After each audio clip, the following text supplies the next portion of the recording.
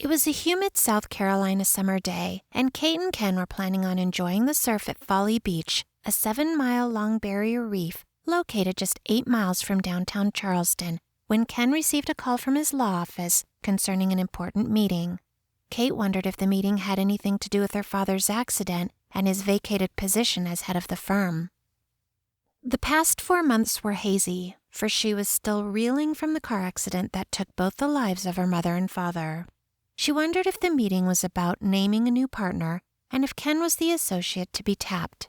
If it was under different circumstances, she may have been excited about Ken's chances. With nothing to do but wait for his return, Kate lounged in her frumpy pajamas, at odds with how to dress for the day. She walked past her fiancé's open laptop and realized in the hasty retreat he had left the screen open to an internet dating site. Before she even knew what she was doing, her fingers were tickling the computer keys, searching the browser history to see where his private thoughts gravitated.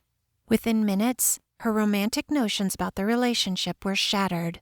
What she saw confirmed that she didn't know the man who'd gallantly proposed to her months before. From searching porn sites, dating sites, and any other X-rated sites, ample proof of his infidelity was staring her in the face. How could she have been so naive to believe his profession of love for her? He was nothing more than a cheat, a male whore. In the end, she was left fuming at learning the extent of his sexual perversions. Kate needed to leave the house quickly before he returned.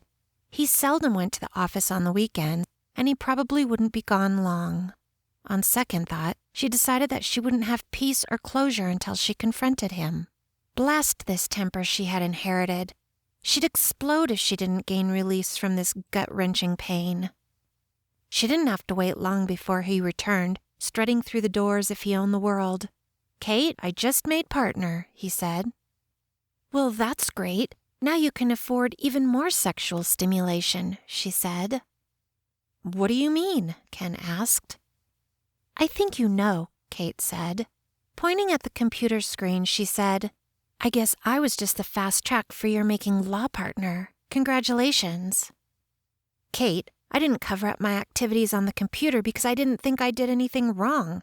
I was just curious. I haven't gotten in touch with any of the women directly." "What you did was just the first step to making contact. If you were satisfied in our relationship, you wouldn't be looking." "I'm a man and I did nothing wrong." "Well, you can live with that. I'm out of here," she said. "Not before me," he said, slamming the door on his way out. He was acting like a spoiled brat when she tried to explain that looking was the first step before starting a relationship. She decided long ago to avoid a relationship with someone she couldn't trust, and here she was, engaged to such a man. Luckily for him, he left to cool off. She was eyeing the computer to throw at him. Seized with anger, she tossed her clothes into suitcases and emptied the storage bins with his sports gear and filled them with her personal things. She grabbed the hanging clothes from their shared closet and tossed them into the back seat of her old Beamer and quickly loaded the suitcases and storage bins into the trunk.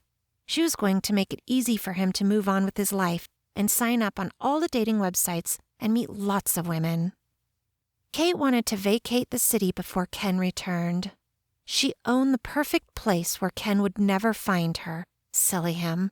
He thought when she cooled off, everything would be fine again, but how could she marry someone she couldn't trust? Kate cranked the car, and even in her outrage, she loved the sound of the engine purring.